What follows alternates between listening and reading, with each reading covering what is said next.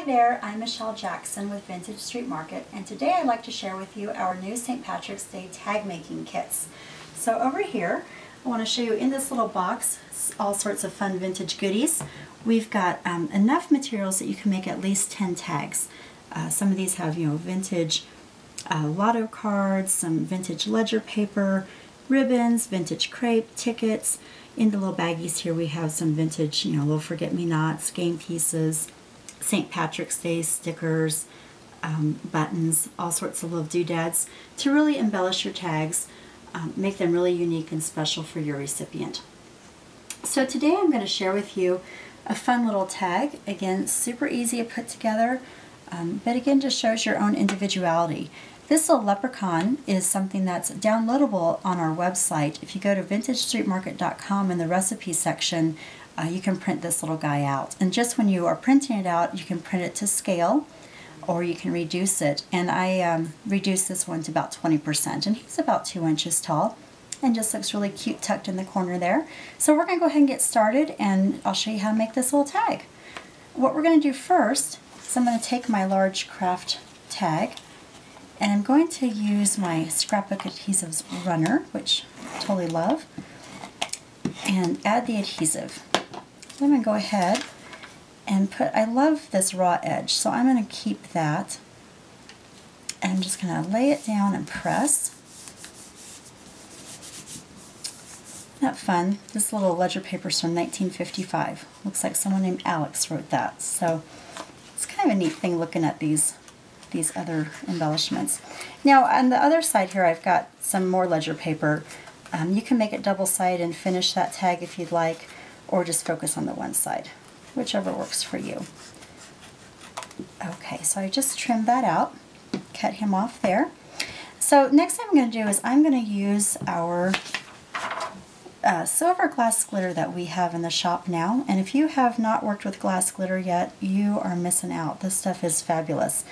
It's different from glitter that you'd get from the hobby store just because it's true glass. It's true glass, it's silver, it will tarnish over time. This little bottle includes 8 full ounces. I have used it for many projects and I've barely just taken any out of there. So you're really going to get a lot of glitter to work with. Really fun stuff.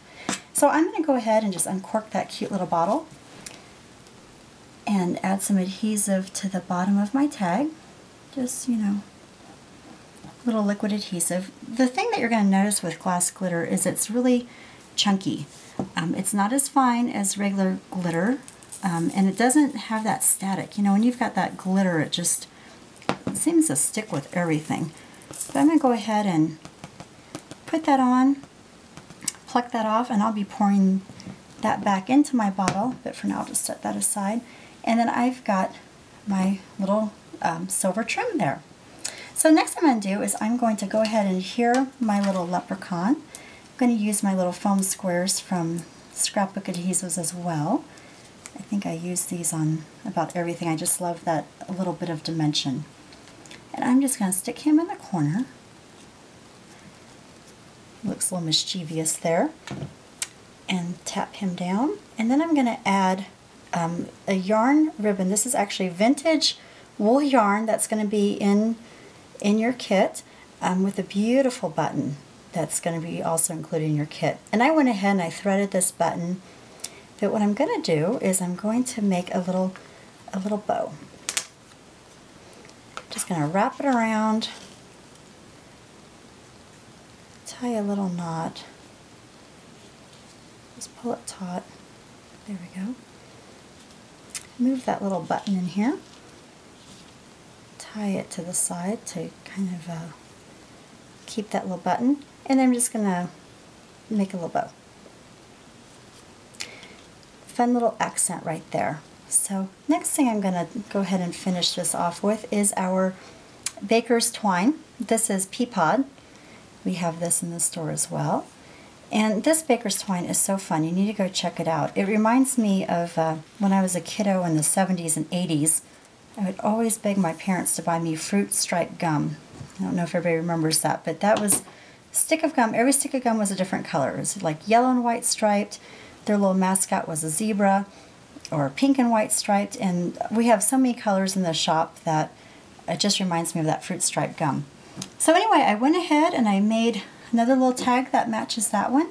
And like I was saying, these would be a cute accent to put on a gift bag. Fill the bag with cookies that maybe you and your kiddos make together and give to a teacher, give it to a coworker. Just something fun and cute, and again shows your individuality, vintage style. So be sure to check this out. Make something fun for St. Patrick's Day. Be Irish for a day, and have lots of luck.